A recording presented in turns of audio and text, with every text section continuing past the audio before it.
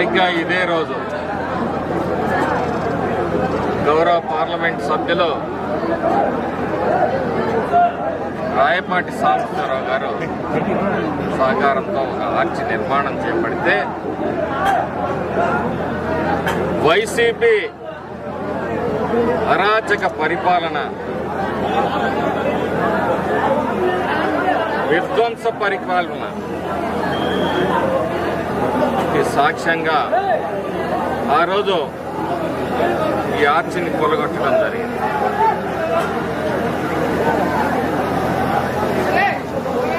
ఈ అరాచక గుర్తుల్ని చెరిపివేస్తూ ఇక్కడ మళ్ళీ కూడా నూతన నిర్మాణం చేపట్టారు. రెంటచింతల మరి వంతు సుమంత్ గారి నాన్నగారు ఆదిరెడ్డి గారు. ఈ సందర్భంలో వైసీపీ రౌడీ మొక్కలకు ఒకటే చెప్తున్నాం, మీకు 6 నెలల సమయం ఇచ్చాం. విధానాలు మార్చుకోకపోతే ఏం జరగాలో అది జరుగుతుంది. అధికారం ఈరోజు మాకు ఉంది. మా ప్రియతమ ముఖ్యమంత్రి ఎన్డీఏ కూటమి ఈ విధ్వంస పరిపాలన ఆనవాళ్ళని చెరిపివేయాలి, వ్యవస్థల్ని చక్కదిద్దాలి, రాష్ట్రాన్ని ముందుకు నడపాలి,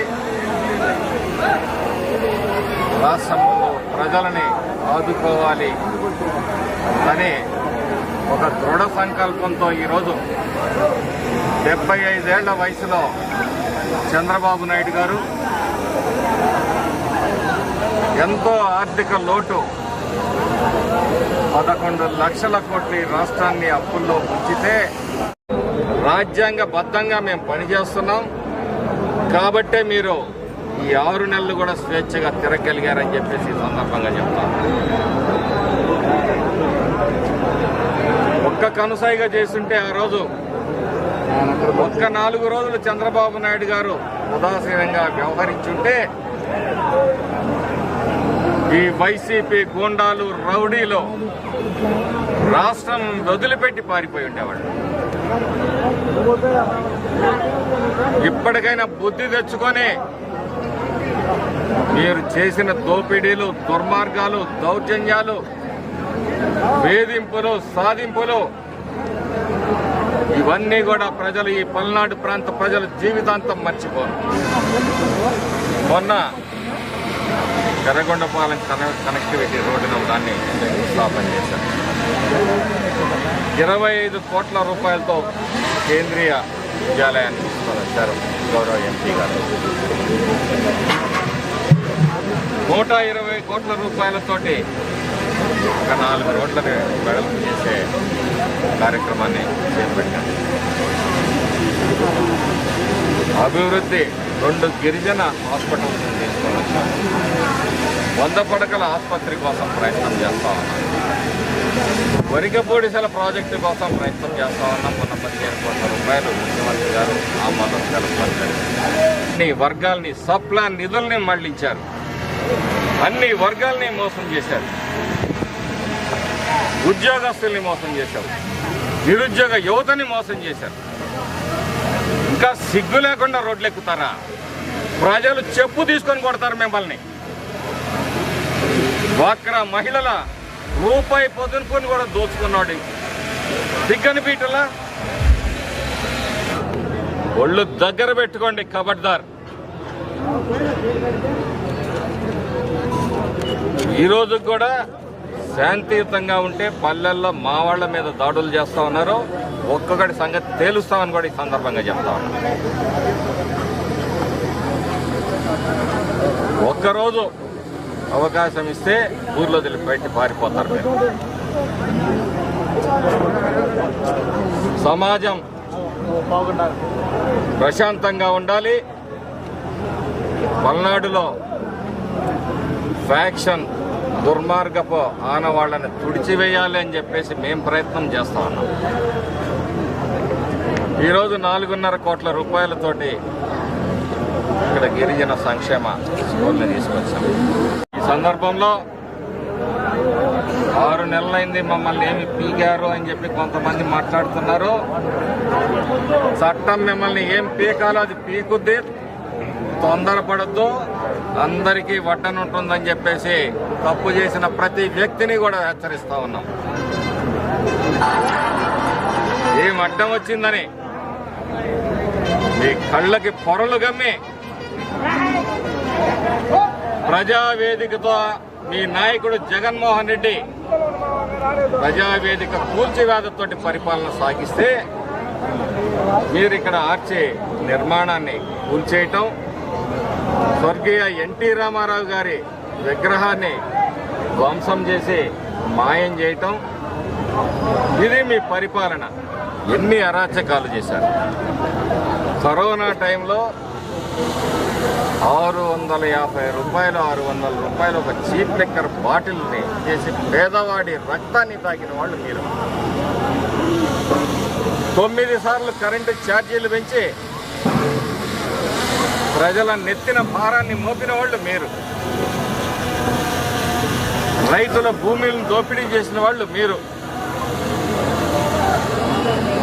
వరిగపూడిసెల ప్రాజెక్టు తేకపోతే శాశ్వతంగా రాజకీయాల నుంచి తప్పుకుంటానని 1కి 4 సార్లు సవాలు చేసిన రామకృష్ణారెడ్డి, సిగ్గుందా నీకు?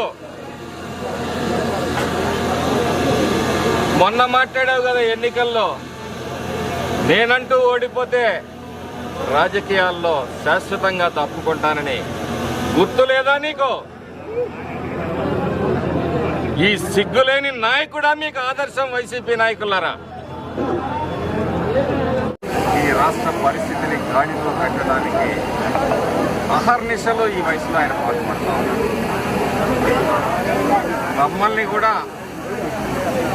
అదే బాటలో అభివృద్ధి, సంక్షేమం, ప్రజా సమస్యల పట్ల స్పందిస్తూ ముందుకు పోవాలని వారి ఆదేశం మేరకు ఈరోజు మేము పనిచేస్తూ ఉంటే దాన్ని చేతగానితనంగా భావించి అవాకులు చెవాకులు వెళ్తున్న వైసీపీ నాయకులకు ఉన్నది లేనట్లు, లేనిది ఉన్నట్టు సృష్టించే సోషల్ మీడియా చెంచాగాళ్ళకు కూడా చెప్తా ఉన్నాను. ఒక్క కనుసైగా చేస్తే మిమ్మల్ని తుక్కు రేక్ కొడతారు. మీరు చేసిన అరాచకాలు అటువంటి. కానీ చట్టం అనేది ఒకటి ఉంది. ఆ చట్టాన్ని గౌరవించి మేము పనిచేసే వ్యక్తులం. కృష్ణదేవరాయలు గారు అనేక సమస్యల మీద మేము చర్చించాం. ఎస్సీ, ఎస్టీ, బీసీ, అలాగే ఇన్ఫ్రాస్ట్రక్చర్, సబ్స్టేషన్లు, టెలికాం టవర్స్, రైల్వే, మెడికల్, ఏ ఒక్క రంగాన్ని కూడా వదిలిపెట్టకుండా సమీక్షించాం. మీ 5 ఏళ్ల పరిపాలనలో ఏ రోజన్నా ఈ రాష్ట్ర భవిష్యత్తు గురించి ఒక్క గంట ఆలోచించారా? నిరంతరం దేనిలో ఎంత దోచుకుందామనే ఆలోచనతోటే మీ ఆనాటి జగన్మోహన్ రెడ్డి, మీ అందరూ కూడా ఆలోచన చేశారు తప్పే ప్రజా సంక్షేమం పట్ల కానీ, ఈ రాష్ట్ర అభివృద్ధి పట్ల కానీ ఏ ఒక్కరోజైనా ఆలోచన చేశారా? నేను ఇదే సందర్భంలో చెప్తా ఉన్నాం, మీకు ధైర్యం ఉంటే ఇంకొకసారి ధర్నాకి రండి, మేము ఎదురొస్తాం, అక్కడే కూర్చుందాం, ఎవరు ఏం చేశారో అక్కడే తేలుద్దాం. మీరు అసత్యాలు మాట్లాడుతూ ఉంటే మేము చూస్తూ ఊరుకోము. మతాల మధ్య చిచ్చు పెట్టడం, ప్రాంతాల మధ్య చిచ్చు పెట్టడం కాదు జగన్మోహన్ రెడ్డి అంటూ. సమాజంలో ఉన్న ప్రతి వ్యక్తికి మనం చేసే పని వలన ఉపయోగం జరిగినప్పుడే అన్ని కులాల వారికి, అన్ని మతాల వారికి, అన్ని పార్టీల వారికి, అన్ని ప్రాంతాల వారికి అది న్యాయం జరిగినప్పుడే అది సామాజిక న్యాయం అవుతుంది తప్పితే మీలాగా బస్సు యాత్రలు చేస్తే సామాజిక న్యాయం రాదు. ఈరోజు మేము వేసే మేము తెచ్చే ప్రాజెక్టులో ఆ సాగునీరు లబ్ధి పొందేవాళ్ళు వైసీపీ వాళ్ళు ఉంటారు, అన్ని కులాల వారు ఉంటారు, అన్ని మతాల వారు ఉంటారు. మేము తీసుకురాబోయే హాస్పిటల్స్లో అందరికీ ట్రీట్మెంట్ జరుగుతుంది. మీలాగా ఈరోజు మా దగ్గరికి సీఎం రిలీఫ్ ఫండ్ కోసం అనేక మంది వస్తూ ఉన్నారు. ఎవరు వచ్చినా మేము సంతకం పెట్టి పంపిస్తా ఉన్నాం. ఈరోజు ఆరోగ్యశ్రీ అటకెక్కే పరిస్థితి వచ్చింది అంటే మీ అనాలోచిత అలాగే ఈ దుర్మార్గపు పరిపాలనకి ఫలితంగా ఈరోజు ఆరోగ్యశ్రీ అటకెక్కే పరిస్థితి ఉంది. ఫీజు రియంబర్స్మెంట్ ఏళ్లగా విద్యార్థుల కోసం చెల్లించలేదు. వాటి పరిస్థితి అలానే ఉంది. రాష్ట్రంలో డ్వాక్రా మహిళలు పొదుపు చేసుకునే రోజుకి ₹1 కూడా దోచుకున్న దొంగవి నువ్వు. మీరు రైతు సమస్యల పట్ల, విద్యుత్ సమస్యల పట్ల ఆందోళనలుగా మీ మొహాలకు సిగ్గనిపించడం లేదా? మరి చర్చకు రండి. దమ్ము, ధైర్యం, మగతనం మీ కాడుంటే తెలుగుదేశం పార్టీ సిద్ధంగా ఉంది.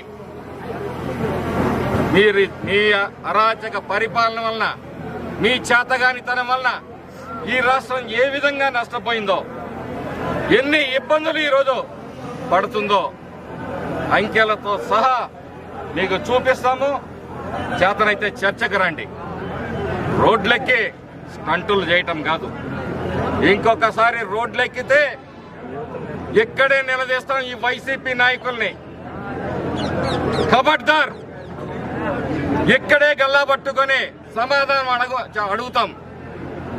మీరు ఎన్నిసార్లు కరెంటు ఛార్జీలు పెంచారు? రైతుల కోసం మీరేం చేశారు? 1 ఎకరాకి నీళ్లు ఇచ్చారా ఈ రాష్ట్రంలో?